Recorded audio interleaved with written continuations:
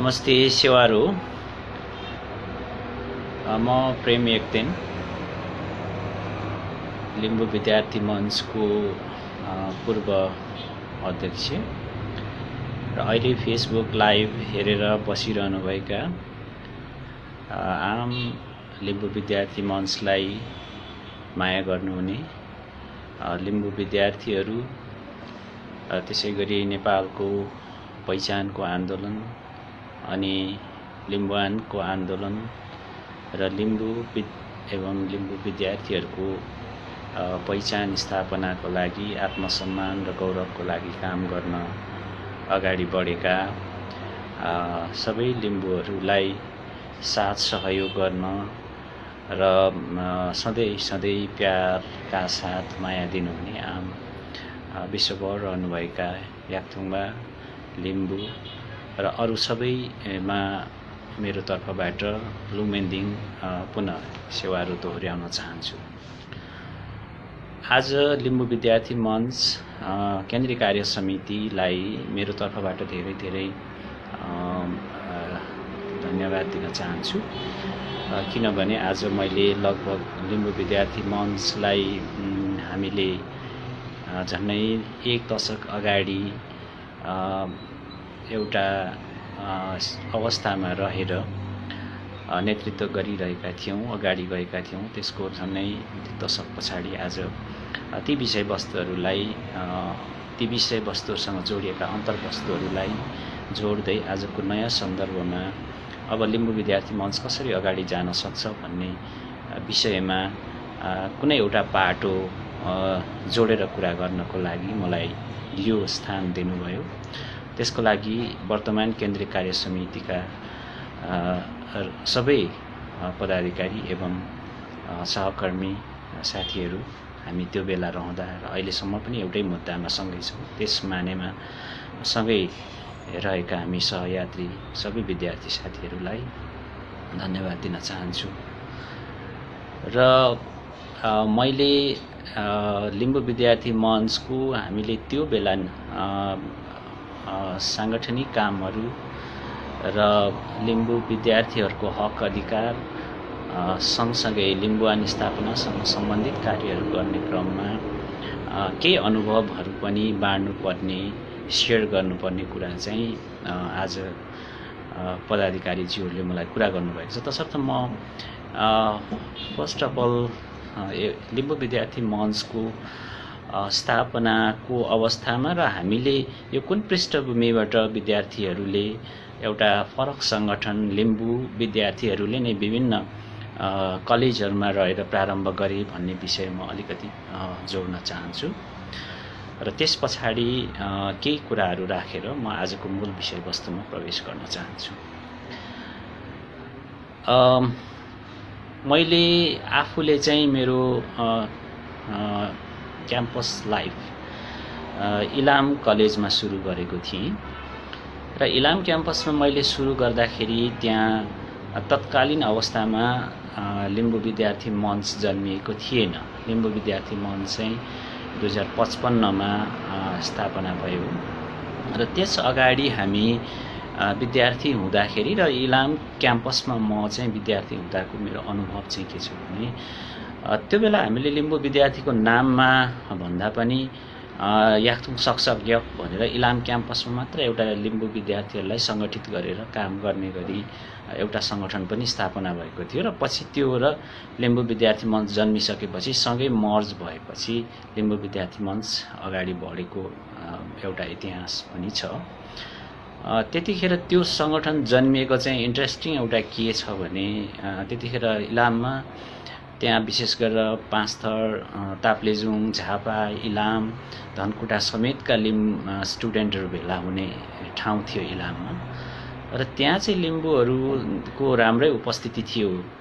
तर त्यतिखेर तत्कालीन अवस्थामा चाहिँ यो पार्टी विद्यार्थी सङ्गठनहरूले इलाम क्याम्पसको प्राङ्गणमा चाहिँ जब एउटा नाटकको आयोजना गरे, तत्कालीन अवस्थामा चाहिँ त्यो बेला लिम्बूहरू चाहिँ असभ्य, चार रक्सी खाने, चुरोट खाने, झुपडीमा बस्ने त्यो टाइपले चाहिँ सिम्बोलिकल्ली नाटकमा प्रस्तुत गरियो, लिम्बू त्यस्ता असभ्य नबुझ्ने भन्ने टाइपले।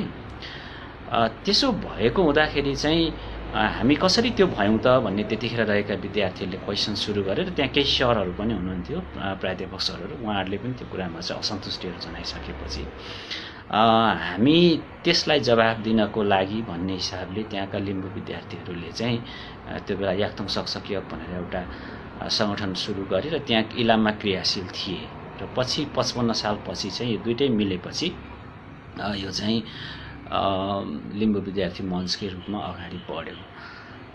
त्यसरी यो 55मा जहाँ विशेष गरेर काठमाडौँमा आउनुभएका हाम्रा अग्रज दाईहरू केही नामहरू स्मरण गर्नु पर्दाखेरि नरेन्द्र केरुङ, खगेन्द्र यक्सो लगायत डाक्टर रमेश इजमजीहरू लगायत चाहिँ को एउटा टिमले जुन एउटा अगाडि कीर्तिपुरमा बसेर लिम्बू विद्यार्थीहरूलाई सङ्गठित गर्ने र विशेष गरेर लिम्बू र लिम्बुवानको पहिचान अनि गुमेको केही चाहिँ विषयहरूलाई पुनर्स्थापित गर्ने र एउटा सम्मानित विद्यार्थीको रूपमा सम्मानित सोसाइटी स्थापित गर्नको लागि चाहिँ जुन प्रारम्भ गर्नुभयो, त्यो दुईटाको बिचमा पनि हेर्दाखेरि झन्नै त्यो स्थापनाको चाहिँ उस्तै देखिन्छ। र यहाँ पनि के भयो भन्दाखेरि हामीले थाहा पाउँदाखेरि चाहिँ एक प्रकारको त्यो बेलासम्म पनि लिम्बू भनेर लिम्बू भाषा बोल्दाखेरि, लिम्बूलाई हामीले लिम्बू टङमै बोल्दाखेरि हामी आफूले याक्थुङ भन्ने गर्छौँ र लिम्बू टङमै यसलाई ल्याङ्ग्वेजलाई भन्दा हामीले याक्थुङ भन्ने, याक्थुङ पान भन्छौँ। याक्थुङ पान अथवा लिम्बू टोनमै बोल्दाखेरि पनि उनीहरू चाहिँ असभ्य हुन् भन्ने टाइपको अथवा अरूहरूले चाहिँ त्यसरी ह्युमिलिएट गराउने जस्ता कुराहरू। अनि त्योभन्दा अगाडि चाहिँ किराँत याक्थुङ चुम्लुङको स्थापना र त्यसले गरेका कामहरूको प्रभावहरू र अरू आदिवासी विद्यार्थीहरू पनि सङ्गठित हुने ट्रेन्डले गर्दाखेरि चाहिँ यो लिम्बू विद्यार्थी मञ्च पनि के अरे सङ्गठित भएर अगाडि हुन सुरु भएको थियो। र त्यस पछाडि हामीले म आफूले नेतृत्व गर्दाखेरि 5औं महाधिवेशन पछाडि नेतृत्व गरेको थिएँ। 5औं महाधिवेशनसम्म आइपुग्दाखेरि चाहिँ सङ्गठनको एउटा आकारहरू त्यो बेला आइपुग्दाखेरि सबै के अरे लिम्बुवान व्यापी र काठमाडौँका 3 जिल्लाहरूमा भएका केही धेरै कलेजहरूमा जहाँ लिम्बूहरू हुनुहुन्थ्यो त्यहाँ चाहिँ सङ्गठित थियो। त्यसो भए तापनि त्यतिखेरको एउटा समस्या चाहिँ के थियो भन्दाखेरि मुद्दागत हिसाबले लिम्बुवान स्थापनाका मुद्दाहरू लिम्बू भाषा अथवा याक्थुङ पानमा के अरे विभिन्न स्कुल कलेजहरूमा चाहिँ अध्ययन अध्यापनको लागि मुद्दा उठाउने कुराहरू, समग्र आदिवासी जनजातिले उठाएका नेपालको चाहिँ समावेशितादेखि लिएर धर्मनिरपेक्षता लगायतका मूल राजनीतिक र शैक्षिक एजेन्डाहरूमा काम गर्ने कुराहरू चाहिँ थियो।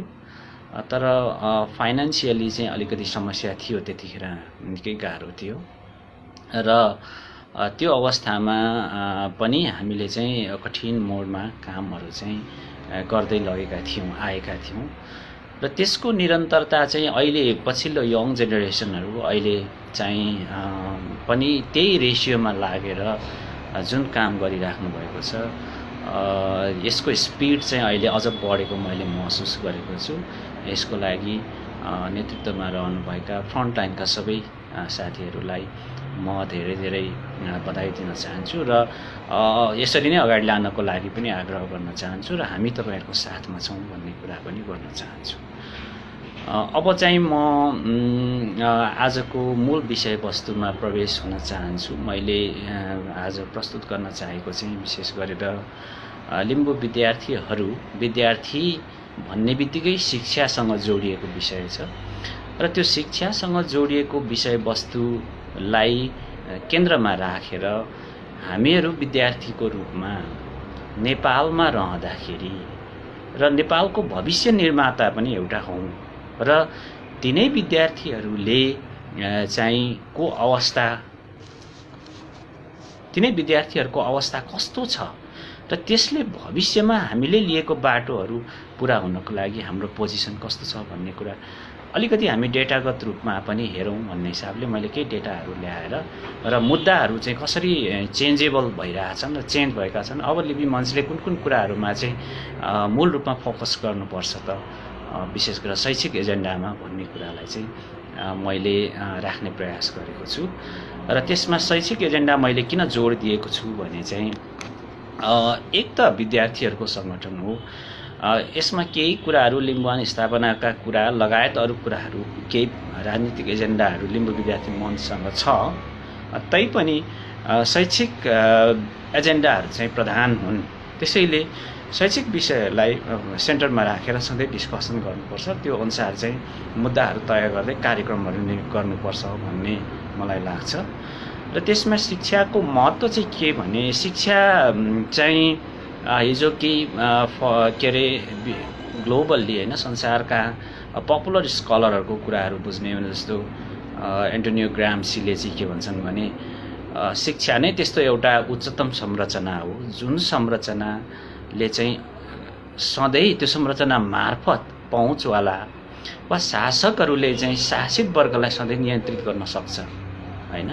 त्यसैले शिक्षा नै त्यस्तो माध्यम हो जसले चाहिँ अरूलाई आफ्नो सैद्धान्तिक र के अरे विचारधाराहरू चाहिँ के अरे अपनाउनको लागि उनीहरूलाई सहमत गराउन सकिन्छ होइन। जुन शिक्षाकै माध्यमले गर्दाखेरि सधैँ चाहिँ चाहे तानाशाही होस् चाहे चाहिँ डेमोक्रेटिक होस् होइन, त्यस्ता शासकहरूले पनि सधैँ चाहिँ अरू जनताहरूलाई या आफ्नो फलोवर्सहरूलाई चाहिँ एउटा सधैँ लुरु आफ्नो पछि हिँडाइराख्ने चाहिँ क्षमताका साथ चाहिँ काम गराउन सक्छ भनेर त्यो शब्दहरूलाई हामीले मान्ने हो भने तपाईको चाहिँ पोस्ट मोडर्निस्ट थिङ्कर होइन मिसेल फुकोको कुरा नै मान्ने हो भने पनि हामीले शक्तिको मेन स्रोत नै ज्ञान, त्यही ज्ञानलाई प्राप्त गर्नको लागि हामी चाहिँ उच्च शिक्षासँग जोडिएर आउनुपर्छ। शिक्षा प्रणालीसँग मात्र होइन, विशेष गरेर अहिलेको मोडर्न एजमा चाहिँ आधुनिक संसारमा उच्च शिक्षाले यो नलेजलाई कन्ट्रोल गरेको छ, तसर्थ हामी त्योसँग जोडिएर लिम्बू विद्यार्थी मञ्चहरूले आफ्ना कुरा र गतिविधिहरू लानुपर्छ र त्यो विषयहरूमा चाहिँ हामी अवेर हुनुपर्छ भन्ने हिसाबले मैले यो कुरालाई नेपालमा के छ त स्थिति हाम्रो भन्ने कुरा चाहिँ मैले राख्न चाहेको छु। जस्तो अहिले उदाहरणको लागि संसारमा अहिले हामी एउटा ठुलो होइन कोभिड-19 को चाहिँ एकदमै ठुलो आक्रमणमा छौँ, तर संसारमा अहिले त्यो कोभिड-19 सँग लड्नको लागि भ्याक्सिन कसले निर्माण गर्दैछ भन्दाखेरि जसको उच्च शिक्षा प्रणाली मजबुत छ, राम्रो छ होइन, विश्वविद्यालयहरू स्ट्रङ छन्, सिन्सियरली काम गर्छन् र उनीहरूले चाहिँ अहिले संसारलाई त्योसँग फाइट गर्नको लागि चाहिँ भ्याक्सिनहरू कम्पिटेटिभ तरिकाले निर्माण गरिरहेका छन् होइन। त्यसैले उच्च शिक्षाको भ्यालु चाहिँ एकदमै ठुलो छ र त्यही उच्च शिक्षाको अवस्था चाहिँ राम्रो भयो हामी पनि त्यसरी अगाडि बढ्न सक्छौँ। तर त्यो उच्च शिक्षामा हाम्रो एक्सेस भएन, हामी चाहिँ शिक्षा भनेर पनि एउटा जनरल साक्षर हुने शिक्षामा मात्र अड्कियौँ या सामान्य गरिखाने शिक्षामा मात्र अड्क्यौँ भने चाहिँ त्यसले हाम्रो सभ्यता, हाम्रो संस्कार, हाम्रो संस्कृति या हाम्रो चाहिँ आमूल परिवर्तनको विषयहरूमा ठुलो योगदान गर्न सक्दैन। त्यो हिसाबले उच्च शिक्षामा हाम्रो नजर जानुपर्छ। लिबी मञ्चको अब चाहिँ एउटा स्ट्रङ के अरे विचार, स्ट्रङ चाहिँ नजर त्यहाँ पर्नुपर्छ मेरो भन्ने चाहिँ मेरो क्लेम छ र त्यसको लागि लिबी मञ्चले विचार गर्छ जस्तो लाग्छ मलाई, गर्नुपर्छ भन्ने लाग्छ। जस्तो अहिलेसम्मको लिम्बू विद्यार्थी मञ्चको नारा चाहिँ मातृभाषामा व्यावहारिक शिक्षा हाम्रो अभियान, सङ्घीय लोकतान्त्रिक गणतन्त्रमा स्वायत्त लिम्बुवान भन्ने जुन छ, अब त्यसले मात्रै हामीलाई पुग्दैन। यो नारा पनि मोडिफाई गरौँ र त्यो अनुसार हामीले हाम्रो एक्सन पनि गर्नुपर्छ जुन शिक्षासँग र शिक्षाले इन्टरकनेक्ट गरेर चाहिँ राज्य शक्ति र भोलिको हाम्रो सभ्यता निर्माणसँगको कुरामा चाहिँ जोड्नुपर्छ भन्ने मेरो बुझाइ छ। त्यसमा चाहिँ अहिलेको अबको स्थिति चाहिँ हाम्रो के देखिँदो रहेछ भन्दाखेरि मातृभाषाको शिक्षा हामीले छोड्ने कुरा भएन होइन। लिम्बुवान स्वायत्तता पोलिटिकल एजेन्डा भयो भने त्यसलाई कुनै न कुनै ठाउँमा जोडेर राख्न छँदैछ होइन। तर हाम्रो फोकस अझै पनि मातृभाषा होइन लिम्बुवानमा स्थापना गर्ने र सबैलाई शिक्षा दिने, त्यसमा पनि विशेष गरेर हाम्रो जोड कहाँनिर चाहिँदो रहेछ भने चाहिँ उच्च शिक्षामा चाहिँ पहुँच हुनु पर्यो लिम्बूहरूको उच्च शिक्षामा पहुँच जति स्ट्रङ भएर गयो त्यसले चाहिँ सबै कुरामा हैन राज्यलाई कन्ट्रिब्युट गर्ने, सोसाइटीलाई कन्ट्रिब्युट गर्ने या लिम्बू सभ्यता, लिम्बुवान सभ्यतालाई नै स्ट्रेन्थन गर्ने काममा चाहिँ अनि सम्भव हुन्छ। र त्यो कुरा कहाँबाट सम्भव छ भन्दाखेरि चाहिँ अहिले ग्लोबल्ली एक्सेप्ट गरिएको चाहिँ यो इन्क्लुसिभ एजुकेसनबाट सम्भव छ हैन, समावेशी शिक्षाबाट सम्भव छ, जसले नेपाल चाहिँ सांस्कृतिक बहुसामाजिक जुन संरचना छ त्यो संरचना बीचमा भएका असमानताहरूलाई इन्ड गरेर चाहिँ सबैलाई शिक्षामा समान पहुँच सिर्जना गर्न सक्छ। र त्यसमा चाहिँ अब लिबी मञ्चले जोड दिनुपर्छ। त्यसैले लिबी मञ्चको अबको जोड समावेशी शिक्षा हुनुपर्छ, मातृभाषामा शिक्षा हुनुपर्छ र सबैले शिक्षा हुनुपर्छ। त्यो शिक्षा खाली हिजो चाहिँ नेपालमा एक खालको स्लोगन थियो सबैको लागि शिक्षा हुनुपर्छ, त्यो शिक्षा चाहिँ खाली साक्षर बनाउने शिक्षा होइन हैन। अब कम्तीमा पनि हिजो मार्जिनलाइज्ड सेक्टरमा रहेका सबै लिम्बूहरूले या सबै चाहिँ आदिवासीहरूले सबै अरूले चाहिँ उच्च शिक्षासम्म पहुँच राख्न सक्ने गरी त्यो चाहिँ गर्न पाउनुपर्छ, सक्नुपर्छ भन्ने कुरामा चाहिँ जानुपर्छ। त्यसर्थ यो कुरालाई अब मेन सेन्टरमा राखेर जानुपर्छ भन्ने मलाई चाहिँ लाग्छ। तसर्थ त्यो हिसाबले हेर्दा लिबी मञ्चको अब शैक्षिक रूपमा रहेका प्रधान चाहिँ एजेन्डाहरू, विषयवस्तुहरू चाहिँ तीनटा सेक्टरमा मैले चाहिँ हेरेको छु हैन। तीनटा सेक्टरमा एउटा चाहिँ के छ भन्दाखेरि प्रधान लिम्बू विद्यार्थी मञ्चको चासो हुनुपर्ने कहाँनिर भन्दाखेरि चाहिँ पाठ्यक्रम अथवा विषयवस्तुमा।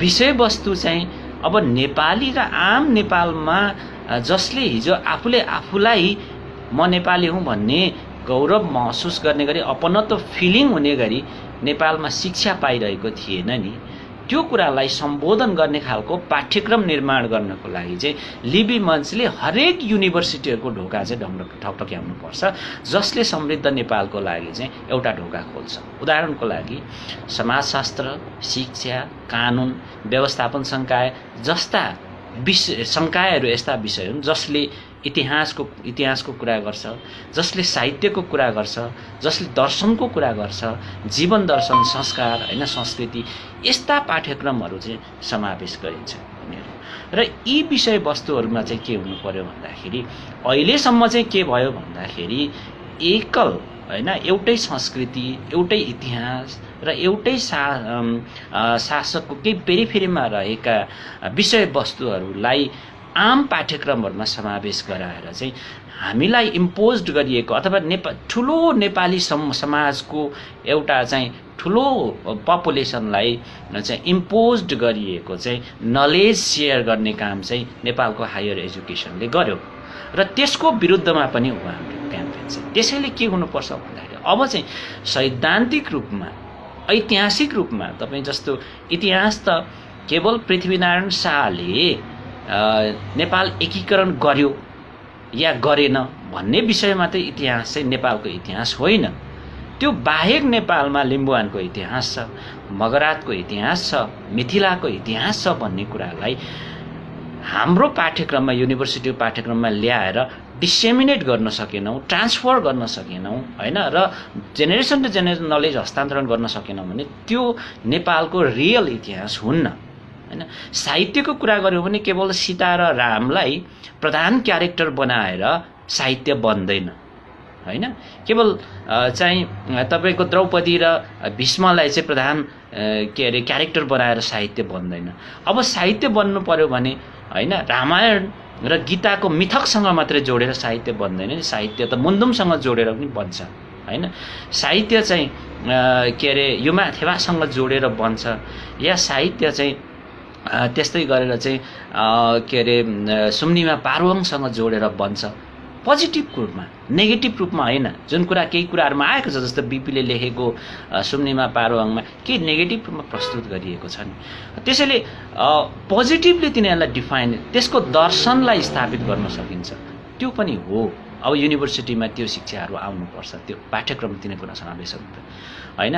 त्यसरी बहिष्कृत इतिहासहरू, बहिष्कृत साहित्यहरू बहिष्कृत दर्शन, लोक दर्शन होइन, लोक साहित्य, यी कुराहरू चाहिँ मेन युनिभर्सिटीहरूको चाहिँ विषयवस्तु बन्न सक्नुपर्छ। एउटा कुरा यसमा लिबी मञ्चले ध्यान राख्नुपर्छ। दोस्रो कुरा, यो सबै काम गर्नको लागि युनिभर्सिटीको स्ट्रक्चरहरू अहिले तपाईँको चाहिँ 17वटा लगभग चाहिँ प्राविधिक चाहिँ यो प्रतिष्ठानहरू र बाँकी 11वटा विश्वविद्यालयहरूलाई गन्दाखेरि 17वटालाई विश्वविद्यालय नेपालको रूपमा नेपालमा रहेका विश्वविद्यालयहरू हेर्ने हो भने 11वटा र बाँकीले चाहिँ के गर्छन् भन्दा 11वटा विश्वविद्यालयहरू छन्। त्रिभुवन विश्वविद्यालय, काठमाडौँ विश्वविद्यालय, पूर्वाञ्चल विश्वविद्यालय लगायत बाँकी चाहिँ 17वटा मध्येमा चाहिँ प्राविधिक चाहिँ प्रतिष्ठानहरू छन्। यिनीहरूमा के छ भने चाहिँ पोलिसी लेभलमा चाहिँ सचिनु पर्यो क्या, नीतिगत हिसाबले प्रब्लम छ।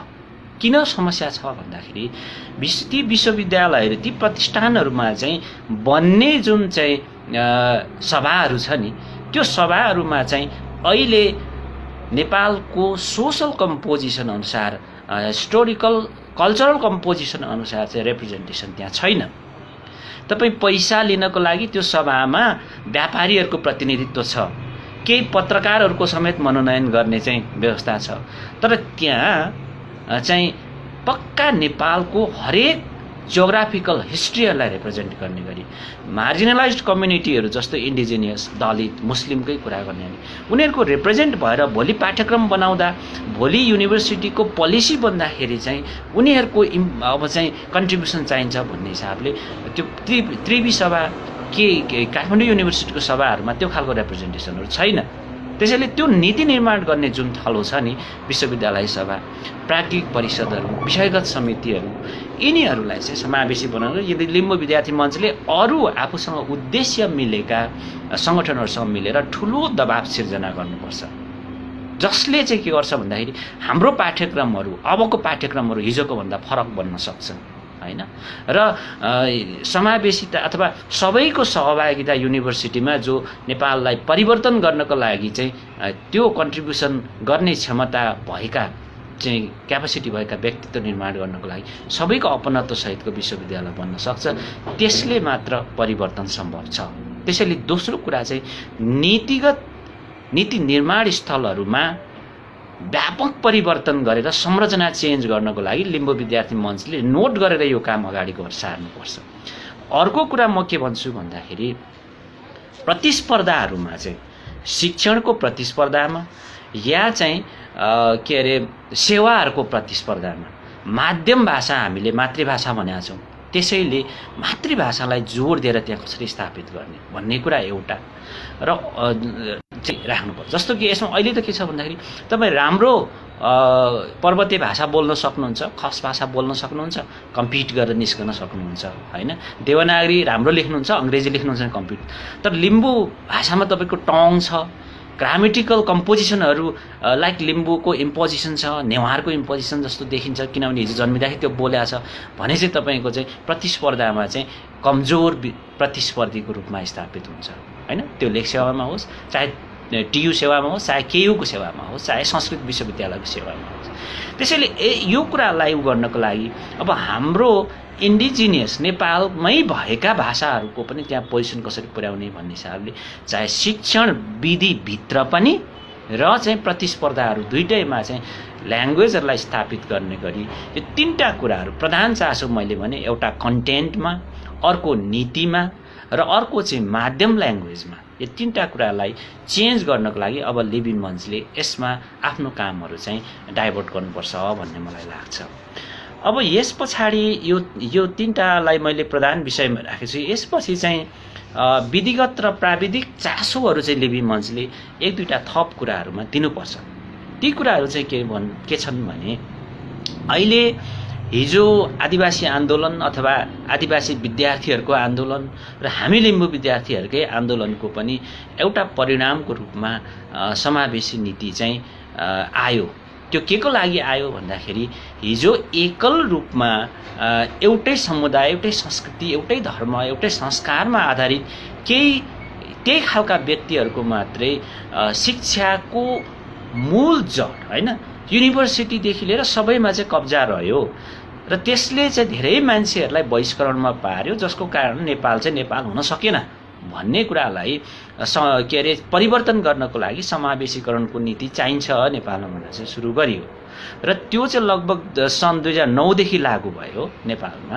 2009 देखि अहिले 10 वर्षको पिरियडमा केही परिवर्तन पनि भएको छ। यसको सकारात्मक इन्डिकेटरहरू छन्, यसले धेरै योगदान गरेको छ समावेशी शिक्षा बनाउनको लागि चाहिँ। तर त्यसलाई कुन कुन ठाउँमा कार्यान्वयन भएको छ, कसरी भएको छ र नेपालको शिक्षा प्रणालीमा त्यो प्रयोग, त्यो समावेशी हाम्रो आन्दोलनले स्थापित गरेको समावेशी नीति चाहिँ सफल रूपमा कार्यान्वयन गर्नको लागि कहाँनिर प्रब्लम भइरहेछ, कहाँनिर बेठिक तरिकाले प्रयोग भइरहेछ भन्ने कुराको मोनिटरिङ चाहिँ अहिलेको आदिवासी विद्यार्थी सङ्गठनहरूले, लिम्बू विद्यार्थी मञ्चले गर्नुपर्छ। त्यो अलि भइरहेको छैन कि जस्तो मलाई लाग्छ। किनभने मैले यो मेरो अध्ययनमा के पाएँ भन्दाखेरि काठमाडौँ विश्वविद्यालयले अहिलेसम्म समावेशी भन्ने कुरा कुनै ठाउँमा लागू नै गरेर रहन्छ। हेर्नुहोस् है, तपाईँ चाहे भर्नामा होस्, चाहे चाहिँ त्यहाँको सेवामा होस्, काठमाडौँ विश्वविद्यालयले जसले चाहिँ बेसी के गर्छ भन्दाखेरि उसको ठुलो चाहिँ ज्ञान कहाँनिर उसले सेयर गर्छ भन्दाखेरि टेक्निकल नलेजमा गर्छ। हस्पिटल खोल्ने अरूमा छ र केही म्यानेजमेन्टमा छ उसको चाहिँ, अनि लमा छ, जसको सोसल र ह्युमेनिटिजमा अलिक कम जस्तो मलाई लाग्छ। तर उसले नै चाहिँ समावेशी नीति कार्यान्वयन गरेन भने त्यहाँनिर मार्जिनलाइज्ड कम्युनिटीहरूले कहाँ एक्सेस पाउँछ? त्यो पुँजीपतिहरूको, हिजोकै एक्सेस भएका समुदायहरूको, हिजोकै चाहिँ हालिमुहाली भएका चाहिँ वर्ग र क्षेत्र र समुदाय, संस्कार, संस्कृति र व्यक्तिहरूको मात्रै हुने हो भने त्यो युनिभर्सिटीको के अर्थ हुन्छ होइन? समाज परिवर्तनको लागि, त्यसलाई परिवर्तन गर्नको लागि, त्यसलाई ठिक ठाउँमा ल्याउनको लागि लिम्बू विद्यार्थी मञ्चले तपाईँले आजदेखि लिस्ट गरेर राख्नुहोस्, अरू मिल्ने सङ्गठनहरूसँग ढकढक्याउनुहोस्, तपाईँ केयुकोमा पुग्नुहोस्। त्यस्ता समस्याहरू चाहिँ प्राविधिक समस्याहरू, विधिगत समस्याहरू देखिएका छन्। त्यो एउटा उदाहरण मैले पेश गरेँ। त्यही त्यसै गरी अर्को के छ भन्दाखेरि तपाईँको प्राविधिक शिक्षाहरूमा पहुँच हाम्रो नपुगुन्जेलसम्म होइन, प्राविधिक शिक्षाहरूमा पहुँच बलियो नबनाउन्जेलसम्म हामी चाहिँ कमजोर रहन्छौँ, लिम्बू होस् या चाहिँ अरू मार्जिनलाइज्ड कम्युनिटीहरू होइन। प्राविधिकमा हाम्रो कमजोर छ। मैले हेर्दाखेरि के देखेँ भन्दाखेरि चिकित्सा शास्त्र, इन्जिनियरिङ, आइटी, कृषि आदिको शिक्षाहरूमा चाहिँ चासो राख्नु पर्यो। अब यहाँ हाम्रो मान्छेहरू किन पुगेका छैनन्, यहाँभित्र कार्यान्वयन भइरहेको जुन समावेशी शिक्षा नीति छ नि, त्यो नीति पनि सही ढङ्गले भएको छैन। थुप्रै एउटा कुराहरू, यसका थुप्रै डिफेक्टहरू छन् जसले गर्दा हाम्रो मान्छेहरू विभिन्न ठाउँबाट किक भइरहेका छन् होइन, अथवा मार्जिनलाइज उसमा रहेका पोजिसनमा रहेका मान्छेहरू किक भइरहेका छन्। त्यसलाई कन्ट्रोल गर्नको लागि यो सङ्गठनहरूले भूमिका निर्वाह गर्नुपर्छ र त्यसको लागि लिबी मञ्चले काम गर्छ। जस्तो तपाईँहरूलाई म उदाहरण दिन्छु, थुप्रै इन्जिनियरिङ, कृषि अथवा ल होइन, तथ्याङ्क शास्त्र विषयहरूमा समावेशी चाहिँ भर्नाको निकै ठुलो महत्त्व हुन्छ त्यहाँ प्रतिस्पर्धामा। तर त्यो समावेशी भर्नाको लागि हुनेमा चाहिँ के छ भन्दाखेरि त्यहाँ कैफियत भइरहेको छ। अहिलेको रिजल्टमा मैले पाएको छु त्यसको प्रमाण। तपाईँ चाहिँ उदाहरणको लागि एउटा त्यो उल्टो समावेशिताको चाहिँ त्यहाँ कार्यान्वयन भइरहेको छ। कस्तो भइराखेको छ भने रिजल्ट निकाल्दा के गरेछ भन्दाखेरि उदाहरणको लागि, उदाहरण मात्रै होइन त्यो रियालिटी नै हो, 92% ल्याएको आदिवासीलाई अथवा महिलालाई चाहिँ आदिवासी अथवा चाहिँ के अरे महिलाको कोटामा पठाइदिने, अनि त्यहाँबाट त्योभन्दा ऊ चाहिँ त्यता गइसकेपछि त्यो उसको ठाउँमा चाहिँ खुल्लामा खाली हुन्छ र खुल्लामा चाहिँ 72% रहेको चाहिँ जो के अरे मार्जिनलाइज कम्युनिटीमा नरहेको मान्छे चाहिँ 72% ल्याएर पनि ओपनमा माथि चाहिँ उसले नाम निकालिरहेको छ। त्यो खालको कैफियत अहिले पनि भइरहेछ, जुन चाहिँ विधिगत रूपमा चाहिँ लोकसेवा आयोगले पनि सच्याएको छ। तर युनिभर्सिटीको थुप्रै मेकानिजममा त्यो चलिरहेको मैले पाएँ। अहिले संस्कृत विश्वविद्यालयको सेवा आयोगमा पनि त्यो अहिले पनि कन्टिन्यू भएको जस्तो मलाई लागेको छ। त्यसैले यो कुराहरू मोनिटरिङ गर्नुपर्छ।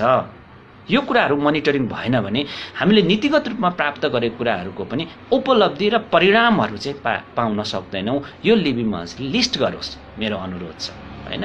र त्यसैले यसरी हामी समावेशीकरण ठिक तरिकाले कार्यान्वयन भइरहेको छैन, यसमा चाहिँ सशक्त प्रयास गरेर यसलाई सच्याउनको लागि बल गर्नुपर्छ। लिबी मञ्चको भूमिका अब यतापट्टि जाओस्।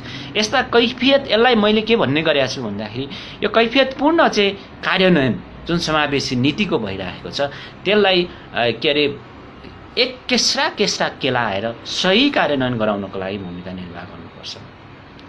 अब यसमा अर्को कुरा पनि एउटा मैले देखेँ के भने यो समावेशीताको लागि जति पनि भर्ने प्रतिस्पर्धामा जाने साथीहरू हुनुहुन्छ उनीहरू चाहिँ सेवा आयोगमा विद्यार्थीहरू नै जाने हो त्यहाँ हैन। सेवा आयोगहरूमा जाँदाखेरि अतिरिक्त शुल्कहरू लिने गरिरहेको रहेछ। त्यो अतिरिक्त शुल्क किन लिनुपर्ने? जसको चाहिँ परीक्षा लेख्दाखेरि एन्सर पेपर सेम एउटै हुन्छ हैन, कपी जाँच्ने मान्छे एउटै हुन्छ, उसलाई दिने के अरे रेन्युमरेन्स पनि सेम हुन्छ क्या हैन। त्यो किन एक्स्ट्रा पैसा चाहिँ लिनुपर्ने? त्यो पनि अर्को टाइपको एक्सप्लोइटेसन हो। त्यसैले त्यसलाई अन्त्य गर्नको लागि चाहिँ यो खालको विद्यार्थी सङ्गठनहरू जो राइट्सको लागि लड्दै हुनुहुन्छ यसले चाहिँ गर्नुपर्छ हैन।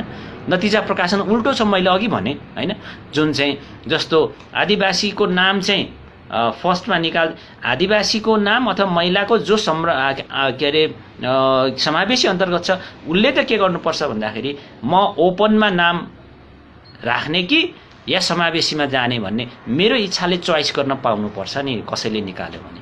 तर यहाँ के गरिएको छ भन्दाखेरि उल्टो गर्दाखेरि अघि मैले भने जस्तै हैन, यता समावेशीमा ठेलिदिने अनि ओपनमा त्योभन्दा चाहिँ थोरै नम्बर भएको चाहिँ पहुँचवाला समुदाय या वर्गको मान्छेलाई चाहिँ सुरक्षित गर्ने काम भएको छ, यो छेक्नुपर्छ। अर्को तपाईँको इन्ट्रेस्टिङ के छ भन्दाखेरि नराम्रो काम हेर्दा इन्ट्रेस्टिङ देखिने हैन, तर नराम्रो समावेशी को लागि चाहिँ के हुनुपर्ने भने समावेशी आदिवासी रहेको, दलित रहेको, महिला रहेको चाहिँ 8 कक्षादेखि सरकारी स्कुल पढेर आउनुपर्छ भन्ने चाहिँ अनावश्यक झमेला यो सरकारले लगाइदिएको छ।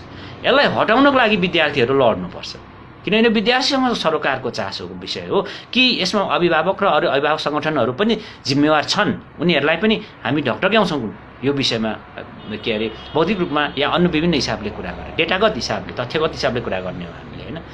तर अब कक्षा 8 देखि तपाईँ के अरे सरकारी स्कुल पढ्नु भएको छैन भने आदिवासी भए पनि महिला भए पनि तपाईँले चाहिँ यो कोटामा भिड्न पाउनु भएन क्या, टियुको समावेशीभित्र भिड्न पाउनु भएन भर्नामा। यस्तो पनि काहीँ हुन्छ? यो हुँदैन। यो यसलाई त अहिलेको शिक्षा मन्त्रीले 6 कक्षामा चाहिँ झार्ने चाहिँ षड्यन्त्र गरिरहेछन् हैन। त्यसैले यसलाई हटाउनको लागि चाहिँ बल गर्नुपर्छ हैन।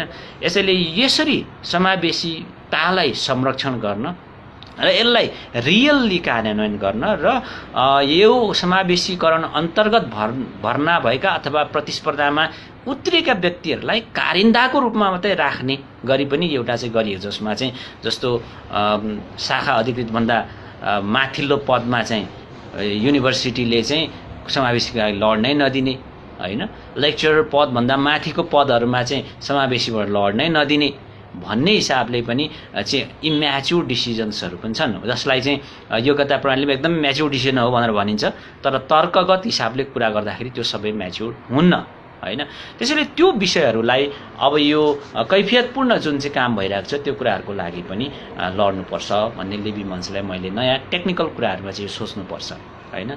र अब शैक्षिक क्षेत्रमा जुन राजनीतिक भागबण्डा छ नि, तपाईँ लिम्बू को सबैभन्दा क्यापेबल मान्छे भयो, आदिवासीको या दलितको क्यापेबल भए पनि कुनै पनि एउटा पार्टीको ट्याग तपाईँसँग छैन भने तपाईँ विश्वविद्यालय पदाधिकारीमा जान सक्नुहुन्न। एउटा नर्मल के अरे शैक्षिक चाहिँ के अरे कार्यक्रममा इन हुनको लागि पनि यो चाहिँ भागभण्डा नराम्रो एउटा प्रवृत्ति ट्रेन्ड चाहिँ युनिभर्सिटीमा बसेको छ। यस्तोहरूलाई पनि ठिक होइन भन्ने हिसाबले लिबी मञ्चले अब कामहरू चाहिँ गर्दै जानुपर्छ भन्ने मलाई लाग्छ। त्यसमा तपाईँलाई एउटा म इन्फर्मड कुरा हुनुपर्ने चाहिँ के छ भने यो समावेशीसँग जोडिएको कुरा चाहिँ 45% समावेशिताको धेरै हल्ला छ। विशेष गरेर लोकसेवा आयोगमा 45% चाहिँ यो समावेशी अन्तर्गत भर्ना गरिने भएकोले टियुमा पनि त्यही छ भनेर बुझ्ने चलन छ र अरू विश्वविद्यालयमा त्यही छ भन्ने जुन। तर सबै विश्वविद्यालयमा 45% चाहिँ छैन।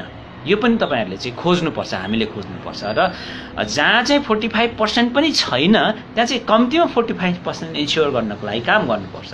जस्तै टियुमा छ, संस्कृतमा त अझ 50% नै छ, तर पोखरा विश्वविद्यालयमा 40 मात्रै छ है, 40% मात्रै चाहिँ समावेशिताको लागि गर्छ।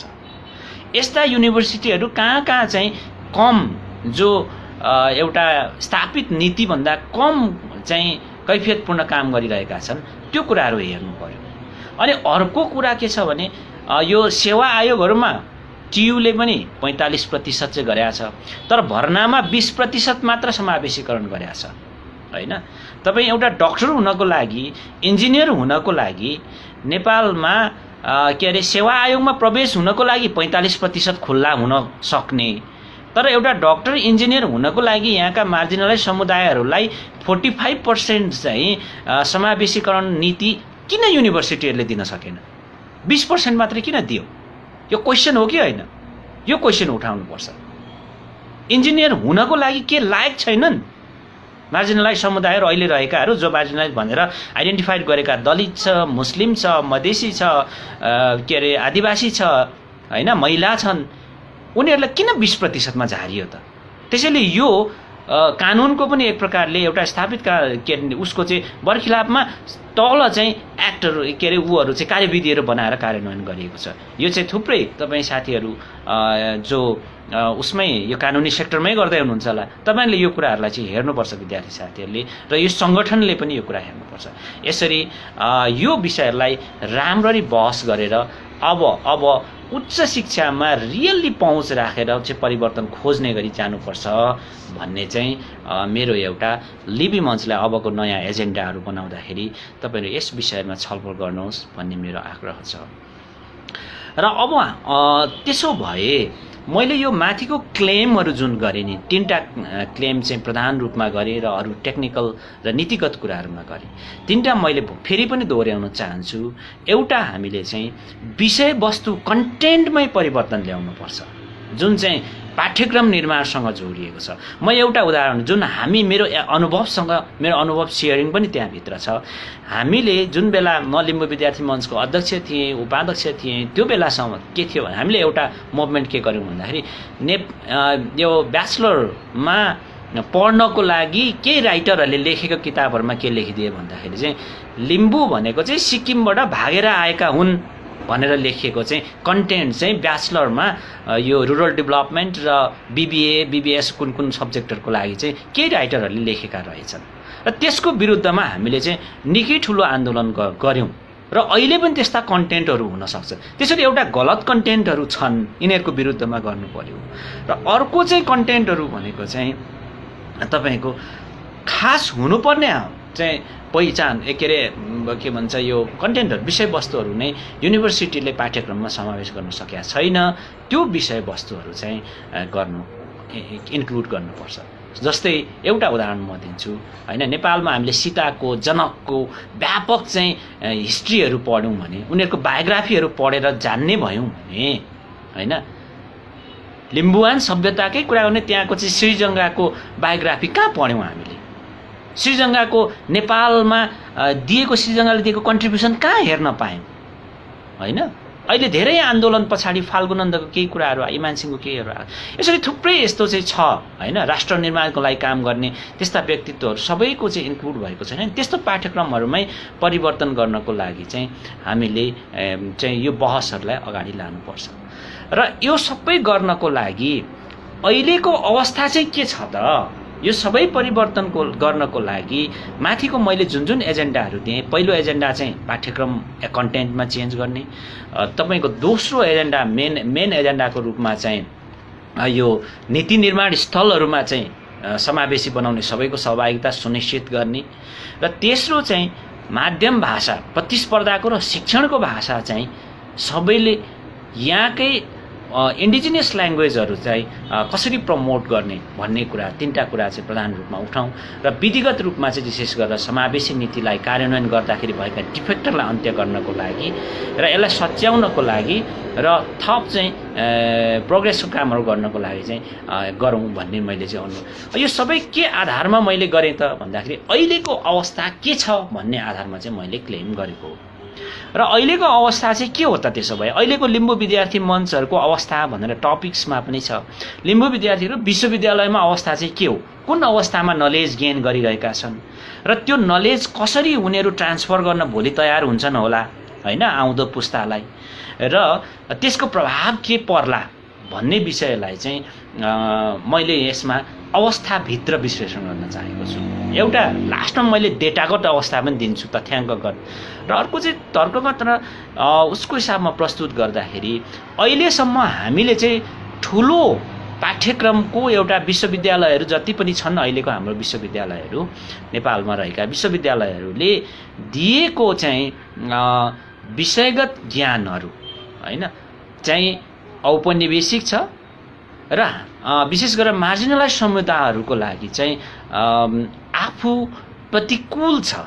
आफू प्रतिकूल ज्ञान आफूले सिकिरहेको छ क्या दिनका दिन, र त्यही ज्ञान चाहिँ अब आफूको जेनेरेसनलाई सार्दै गयो भने चाहिँ अबको केही वर्षमा यहाँका आदिवासी लिम्बूको कुरा गर्ने, लिम्बू को हो भन्ने हैन कस्तो थियो भन्नेतिर बिस्तारै जाने स्थिति चाहिँ अझै पनि कायम छ। हिजो त थियो, योभन्दा बलियो थियो, तर यसलाई हटाउनको लागि यसले गर्नुपर्छ। जस्तो यसमा के छ भन्दाखेरि स्ट्रङ डोमिनेन्स चाहिँ अहिले पनि तपाईँको मास्टर डिग्रीमा हेर्नुभयो भने हैन दुईटा कुराको डोमिनेन्स छ।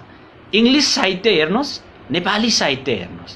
त्यो इङ्ग्लिस साहित्य र नेपाली साहित्यमा जुन ज्ञान सिर्जना गर्ने साहित्यहरू, चाहे उपन्यास भन्नुहोस्, चाहे कविता भन्नुहोस्, चाहे कथा भन्नुहोस्, त्यहाँको डोमिनेन्सी कहाँ छ भन्दाखेरि Hindu mythology, Hindu socio cultural philosophical आइडियाजहरू हैन, अनि चाहिँ वेस्टर्न युरोपियन र अमेरिकन चाहिँ फिलोसफिकल आइडियाहरूको स्ट्रङ डोमिनेन्स छ। यो कुरालाई इन्ड गरेर मुन्दुमको फिलोसफी त्यहाँ कहिलेदेखि इन्ड हुन्छ र केही मात्रामा अहिले सुरु भएको छ। केही चाहिँ हाम्रा लेखकहरू जो ले नयाँ पुस्ता लेखका लेखकहरूले त्यो विषयमा लेखेपछि केही कुराहरू आएको छ, तर त्यो कुराहरू चाहिँ सबैतिरबाट आउनु पर्यो। जस्तै लिम्बू र मुन्दुमसँग जोडिएका हैन, राई र मुन्दुमसँग जोडिएका कुराहरूको केही कुराहरू चाहिँ त्यसमा आएका के पाइन्छ, तर खोइ मगरातको चाहिँ मिथोलोजिकल कुरासँग जोडिएका साहित्यहरू कहाँ छन् त्यहाँ मास्टर डिग्रीमा पढाइ हुने। ब्याचलरको साहित्य पढ्दाखेरि हैन तपाईँ थरुवाटको चाहिँ त्यहाँको चाहिँ र अनि तपाईँको तामसालिङसँग हैन त्यहाँको मुन्दुम जस्तो चाहिँ सोसियो कल्चरल फिलोसफिकल आइडियासँग जोडिएका साहित्यहरू कहाँ पढाइ हुन्छ, यो खोज्नु पर्यो क्या हामीले। कतिवटा पढाइ हुन्छ त्यसले चाहिँ हाम्रो भूमि सुहाउँदो नलेज क्रिएट गर्छ। नत्र भने फेरि पनि हामीले चाहिँ त्यही राम सीता कृष्ण हनुमानको चाहिँ महान क्यारेक्टर र महान पात्रको हिसाबले साहित्य निर्माण गर्ने अनि त्यही अनुसार नलेज ट्रान्सफर गर्ने हो भने हाम्रो लिम्बू गाउँमा पनि गएर भीमसेनको ठुलो देवीथान बन्छ, भीमसेन थान बन्छ हैन। लिम्बूमा चाहिँ दुर्गाको ठुलो देवी बन्छ, अनि चाहिँ के अरे बरबर्ती पैसा झार्ने चाहिँ के अरे सबैभन्दा के अरे धनी हुनको लागि पूजा गर्ने देवता चाहिँ लक्ष्मी हो भनेर चाहिँ दिनका दिन लक्ष्मी पुज्ने, अनि सबैभन्दा जान्ने हुनको लागि सरस्वती पुज्ने भन्दा अरू फिलोसफिकल आइडिया मिथोलोजिकल आइडिया त हाम्रो बच्चामा सेयर हुँदैन। त्यो चाहिँ हाम्रो लागि महाघातक विषय हो लिम्बूहरूको लागि हैन।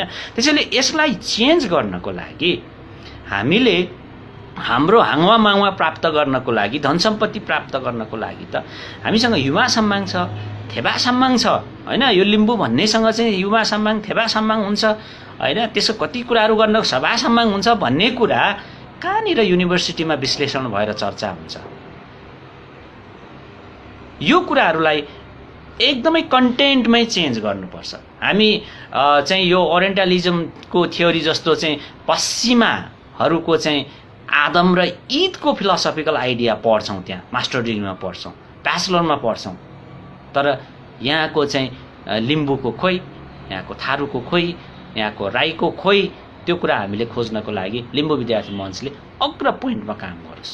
म यो कुरा एउटा गर्छु। सैद्धान्तिक कुराहरू, फिलोसफिकल कुराहरू पनि छ त्यसमा। जुन असमावेशी नीति निर्माण संयन्त्र छ नि मैले माथि भनेको, अहिलेको स्थिति चाहिँ के छ भन्दा औपनिवेशिक अनि हाम्रो प्रतिकूल चाहिँ शिक्षा कन्टेन्ट लिइरहेको, जबरजस्ती हामीले लिइरहेको र हाम्रो बच्चाहरूलाई त्यही ट्रान्सफर गऱ्यौँ भने चाहिँ हाम्रो भोलि पर्सि ध्वस्त हुने खालको हो एउटा लिए अहिलेको अवस्था त्यो हो। र दोस्रो अवस्था चाहिँ के हो भन्दाखेरि असमावेशी नीति निर्माण बन्ने संयन्त्र छ, त्यसैले हामीलाई नियन्त्रित गरेर राखेको अवस्था छ। तपाईँ मनिल तामाङले शहीद बनेर लड्नु पर्यो, थुप्रै हाम्रो विद्यार्थीहरू चाहिँ त्यो आन्दोलनमा घाइते भए, त्यति गर्दा गर्दा गर्दा बल्ल बल्ल सबयु चाहिँ समावेशी भयो, त्यो पनि पार्टी टाइपको समावेशी भयो। विश्वमा प्र्याक्टिसहरू के छ भन्दा समावेशी युनियनहरू बनाउनको लागि चाहिँ आदिवासीहरूको मात्रै रिप्रेजेन्टेसन गरेर राख्ने ट्रेन्ड पनि छ। त्यस्ता कुराहरूमा बहस नै छैन, नेपालको विश्वविद्यालय गर्नै चाहँदैन बहस, होइन? त्यसो त्यो लेभलमा पुगेन भने समावेशी नीति कसरी बन्छ? तपाईँ अघि मैले भने प्राज्ञिक परिषद विषयगत समितिहरू, जो प्राज्ञिक परिषद विषयगत समितिहरूले चाहिँ विश्वविद्यालयको चाहिँ पाठ्यक्रम कस्तो बनाउने, के कन्टेन्ट कस्तो अनुसन्धान गराउने, होइन? विश्वविद्यालयले देशलाई परिवर्तन गर्नको लागि चाहिँ, होइन, त्यहाँको चाहिँ यो युनिभर्सिटी सभाहरूले चाहिँ देशमा परिवर्तन गर्नको लागि अब युनिभर्सिटीको मोडल कस्तो बनाउने भन्ने कुराको छलफल गर्छ। त्यहाँनिर खोइ त तपाईँको आदिवासीको प्रतिनिधित्व, तर एउटा व्यापारीको प्रतिनिधित्व त्यहाँ छ, होइन, जसले डोनेसन गर्छ, त्यही कारण उसलाई लिइएको छ। एउटा पत्रकारको चाहिँ त्यहाँ छ, किन छ भन्दाखेरि पत्रकारले कहिलेकाहीँ आफ्नो अनुकूलता लेख्न लगाउनको लागि पनि प्रतिनिधि बनाउनुपर्छ। तर तिमी मार्जिनलाइज्ड भयो, यो देशको आदिवासी, यो देशको दलित, तिम्रो भोइस युनिभर्सिटीको कहाँनिर पुगेन, त्यो कुरा राख्नको लागि तिमी प्रतिनिधित्व हो यो त्रिवीको सभामा, केयुको सभामा, होइन भन्ने अहिलेसम्म विश्वविद्यालय भन्न सकेका छैन। हामी विद्यार्थीहरूको सङ्गठनले यो कुरालाई फोकस गर्न सकेका, गरौँ अब यो कुरा। त्यसैले नीति निर्माण गर्ने संयन्त्रहरू मूल कुरा हुन्, त्यो कुरा असमावेशी छ, होइन? जुन असमावेशी नीति निर्माण गर्ने स्थलले बनाएको नीति पनि असमावेशी व्यापक रूपमा बन्छ, भएको छ, र त्यसैले जबरजस्त नियन्त्रण गरेर हामीलाई राखेको छ। विद्यार्थीहरूको अवस्था यही हो अहिलेको। त्यसैले यो कुरालाई चाहिँ लिम्बू विद्यार्थी मञ्चले उठाएको छ। म एउटा अर्को उदाहरण दिन्छु। दीक्षान्त समारोहमा, टियुको दीक्षान्त समारोह म सहभागी भएको छु, मलाई थाहा छ, तपाईँले कति हुनुभएको जति सबैलाई थाहा छ। त्यो त्रिभुवन विश्वविद्यालय त कुनै एउटा धर्मको पेवा होइन नि, जसको नलेजको सोर्स त एउटा धर्म होइन नि।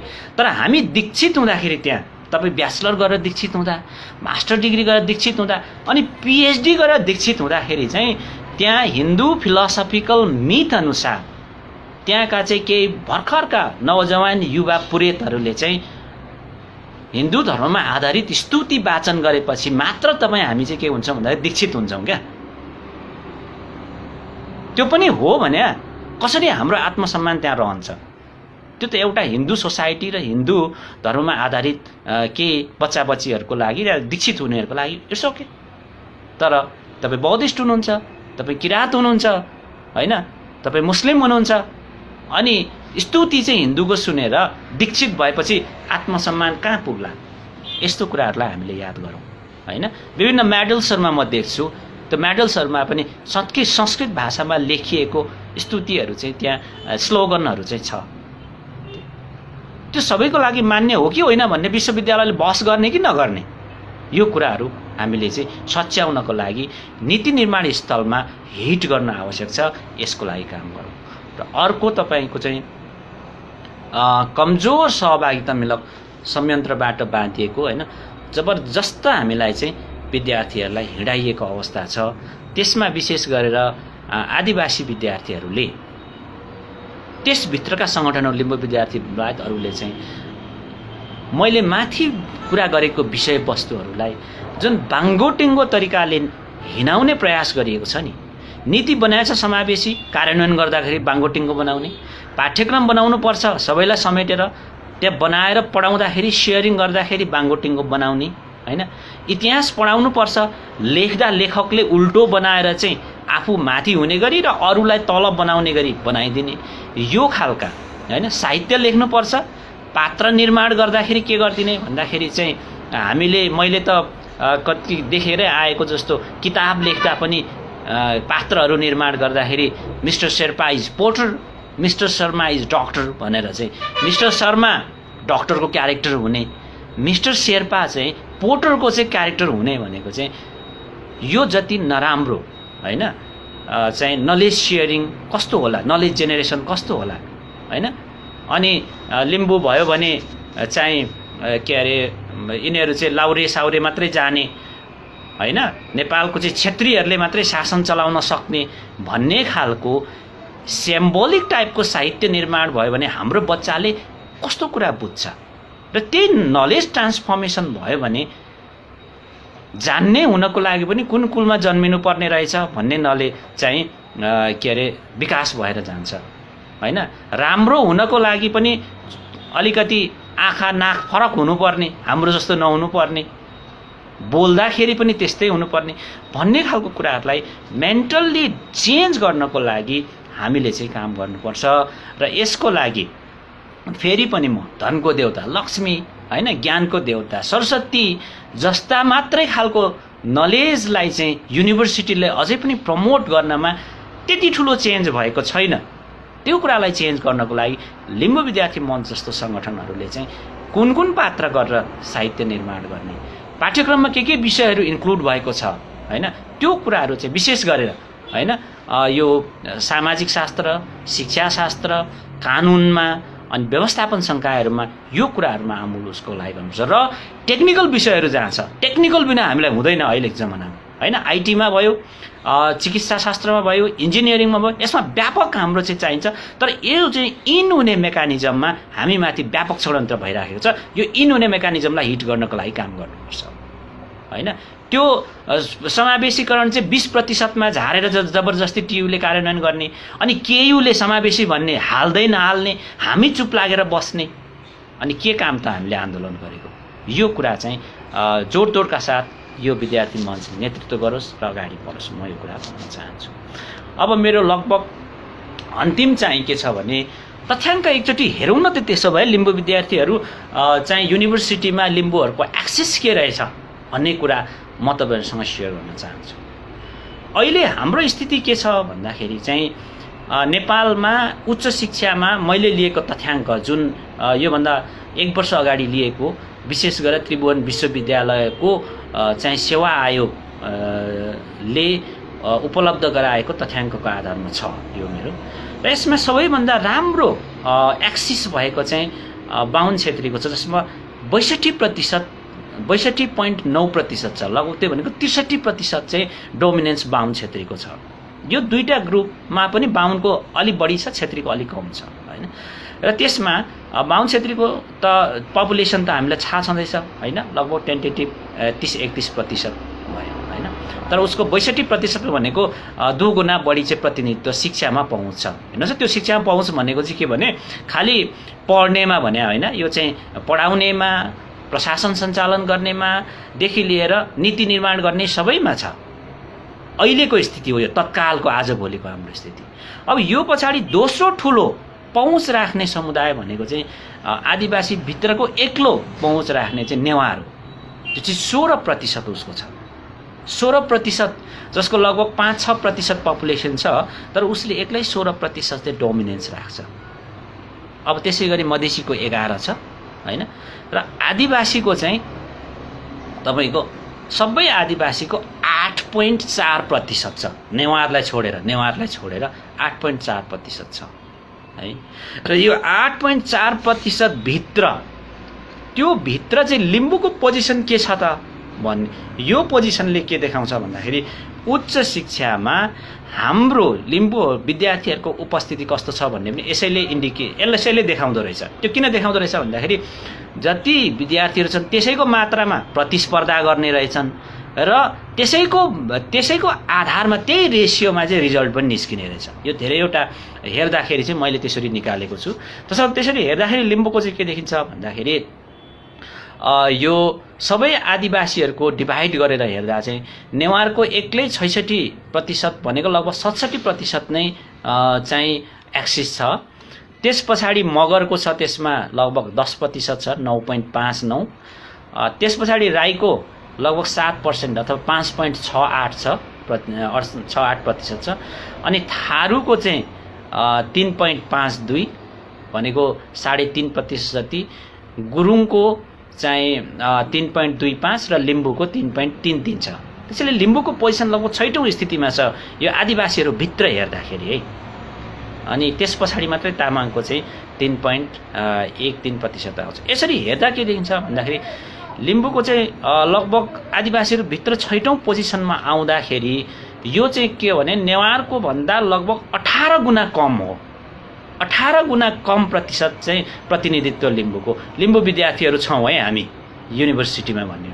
त्यो 18 गुणा कम भनेको चाहिँ के हुँदो रहेछ भन्दाखेरि लगभग चाहिँ लिम्बूको प्रतिनिधित्व हायर एजुकेसन र त्यसमा भोलि हायर एजुकेसनबाट प्रडक्ट भएपछि देश बनाउनको लागि कम्पिटेटिभ विद्यार्थी चाहिँ कति हुने रहेछन् भन्दाखेरि हेर्दाखेरि यो 0.89% हुने रहेछ। त्यो भनेको चाहिँ हामी लिम्बूहरू लगभग लिम्बूहरूको चाहिँ 68 को तथ्याङ्क अनुसार 1.4% छौँ होइन। र 1.4% को आधा 51 के अरे आधा चाहिँ हामी शिक्षामा पहुँच राख्दो रहेछौँ, आधाले चाहिँ लगभग त्यो देखिन्छ। त्यसैले भनेको चाहिँ 49% लिम्बूहरूको टोटल पपुलेसनको 49%ले सामान्य राखेको देखिन्छ यो यसमा। अब यो सम्मको अध्ययनले चाहिँ अब यसमा के छ भने मैले लिएको तथ्याङ्क त्यत्रो ठुलो छैन, युनिभर्सिटी पनि एउटा युनिभर्सिटी मात्रै छ, तर यसलाई इन्लार्ज गरेर हेर्दा अझ यसमा चाहिँ तलमाथि पाइएला। तर एउटा आधार चाहिँ यो पनि हो। त्यसैले गर्दाखेरि के हुन्छ लिम्बूहरूको उच्च शिक्षामा चाहिँ पहुँच यो शिक्षामा पहुँच बढ्यो, पोलिटिक्समा पनि बढ्छ, पावरमा पनि बढ्छ, अनि चाहिँ तपाईँको चाहिँ सोसियो कल्चरल र सिभिलाइजेसन डेभलपमेन्टमा पनि एक्सेस चाहिँ बढ्छ। तर त्यसैले हामी कहाँ छौँ भन्ने कुरा यसले पनि इन्डिकेट गर्ने भएकोले मैले चाहिँ हामी जेने तेने होइन अल उसमा चाहिँ हामी 1.4% पपुलेसन भए पनि 0.89% मात्र प्रतिनिधित्व उच्च शिक्षामा गर्दो रहेछौँ। त्यति कमजोर छ है भन्ने कुरा चाहिँ देखिन्छ।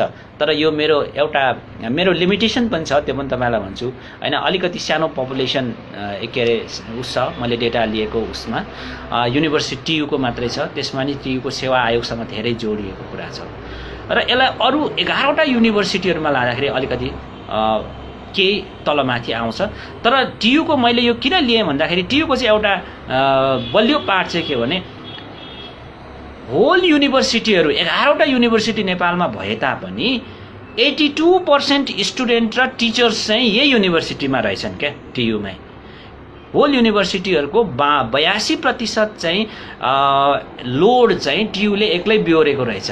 त्यसैले मेरो क्लेम चाहिँ के हो भन्दाखेरि टियुमा लिएको तथ्याङ्कले अरू युनिभर्सिटीहरूलाई पनि कभर गर्छ भन्ने छ। र त्यो हिसाबले हेर्दाखेरि हाम्रो पनि स्थिति चाहिँ लिम्बू विद्यार्थी मञ्चहरू एउटा हामी प्रतिनिधित्व पनि कमजोर छौँ, दोस्रो कन्टेन्टमा हामी धेरै कुरामा डोमिनेटेड भएर बसिरहेछौँ, त्यही कुरा पढिरहेछौँ, त्यही कुरा सिकिरहेछौँ होइन, र त्यही सिफ्ट गराउँदैछौँ भोलि। र तेस्रो चाहिँ के भने नीति निर्माण भन्ने चिजमा हाम्रो कुनै पनि हैसियत र प्रतिनिधित्व छैन। र त्यो नीति निर्माणमा पुग्न सकेनौँ भने चाहिँ त्यो पाठ्यक्रम बनाउन सकिँदैन, प्रतिनिधित्वको लागि काम गर्न सकिँदैन, अरू सबै कामको लागि चाहिँ गर्न सकिँदैन। त्यो स्थिति छ भन्ने कुरा चाहिँ मैले रिफ्लेक्ट गर्न चाहेँ। र त्यस अवस्थामा हामी लिम्बू विद्यार्थीहरूको उच्च शिक्षामा चाहिँ अवस्था पनि अहिले चाहिँ त्यो तिनै हिसाबले कमजोर छ भन्ने कुरा प्रस्तुत गर्दै अन्त्यमा फेरि पनि म सबै आज चाहिँ यो फेसबुक लाइभ हेरेर बसिरहनुभएका आम चाहिँ यो आजको कार्यक्रमलाई माया गरेर आउनुभएका अनि चाहिँ लिम्बू विद्यार्थी मञ्चलाई माया गरेर आउनुभएकाहरूलाई एकदम धेरै धेरै हृदयदेखि नै धन्यवाद दिँदै अन्त्यमा म एउटा के जोड्छु अझै पनि भने चाहिँ यो हायर एजुकेसन चाहिँ यस्तो यो उच्च शिक्षा यस्तो चिज रहेछ अहिलेको आधुनिक उसमा जसले चाहिँ सोसाइटीलाई परिवर्तन गर्नको लागि, समाजलाई परिवर्तन गर्नको लागि एउटा एजेन्टको काम गर्दो रहेछ। र यहाँ यो उच्च शिक्षालाई नेतृत्व गर्ने चाहिँ इन्स्टिट्युसनहरू चाहिँ त्यस्तो एजेन्ट रहेछ जसले सोसाइटीलाई कता जाने, देशलाई कता लाने, राजनीतिलाई कता लाने यो कुराको निर्धारण गर्नको लागि समाजलाई अप्ठ्यारोबाट कसरी मुक्त गराउने भन्ने कुरालाई चाहिँ नेतृत्व गर्दो रहेछ।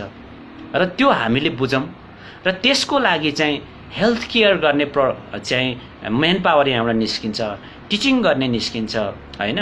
त्यस्तै गरेर चाहिँ त्यति मात्र होइन, सोसाइटीमा कसरी न्याय स्थापना गर्ने, जस्टिस कसरी स्थापना गर्ने, लिगल सिस्टम कसरी स्थापना गर्ने र कसरी डिजाइन गर्ने यो कुरा फिलोसफिकल सैद्धान्तिक रूपमा नेतृत्व गर्ने चाहिँ महान व्यक्तित्वहरू पनि यहीँबाट जन्मिँदो रहेछन्।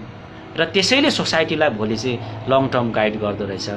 र खालि मैले नर्मल्ली योभन्दा पहिले बुझ्दाखेरि एउटा बिल्डिङ बनाउने, एउटा ब्रिज बनाउने, एउटा टेक्निसियन हैन, मोबाइल बनाउने मान्छे मात्र प्रोडक्ट हुन्छ होला भने, त्योभन्दा पनि बढ्ता त होल सोसाइटीलाई गाइड गर्ने, होल देश कन्ट्रीलाई गाइड गर्ने यदि विश्वविद्यालयका क्यापेबल मान्छेहरू छन् भने चाहिँ त्यो कन्ट्री चाहिँ सफल हुँदो रहेछ, त्यो समुदाय सफल हुँदो रहेछ। र यो कुरामा म चाहिँ अहिले कन्भिन्स भएको छु। त्यसैले संसार, राजनीति, समाज सबैको शक्ति चाहिँ शिक्षा, र शिक्षामा पनि उच्च शिक्षामा अहिलेको अवस्थामा चाहिँ रहने भएकोले हाम्रा लिम्बू समुदायका सबै विद्यार्थी साथीहरूलाई यसमा सिरियसली लाग्नुहोस् र यो युनिभर्सिटीले गर्ने अनुसन्धानले ठुलो परिवर्तनहरू ल्याउने रहेछ, तसर्थ यस क्षेत्रमा लाग्नुहोस्। हामी देश विदेशमा हाम्रो आफ्नो परिस्थितिले गर्दाखेरि विभिन्न ठाउँमा आर्थिक उसको लागि पनि गइरहेका छौँ, त्यही पनि त्यसलाई मात्रै प्रधान नठानौँ।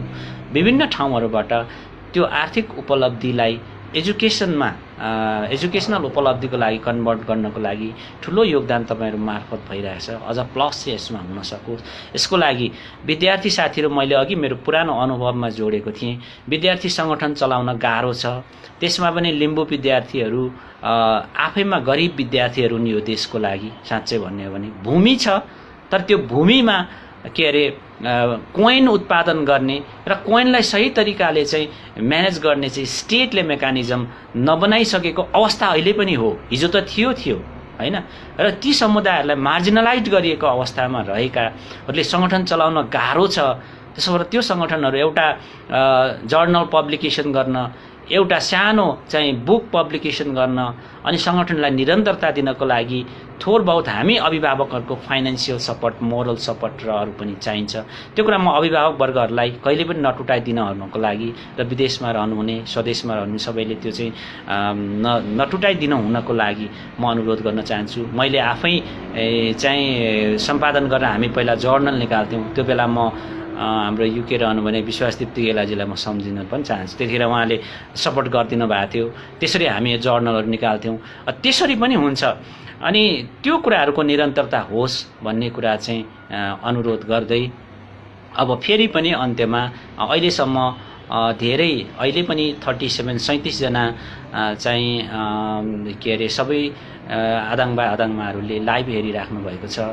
यहाँलाई धेरै धेरै चाहिँ हृदयदेखि आभार प्रकट गर्दै लिम्बू विद्यार्थी मञ्च केन्द्रीय कार्य समितिलाई पनि यो आजको अवसर प्रदान गर्नुभएकोमा र मेरो केही विचारहरू राख्ने मौका दिनुभएकोमा यरी नोगेन दोन्दुङ ल बिदा नाका आदाङसे सबैमा सेवारो नमस्ते।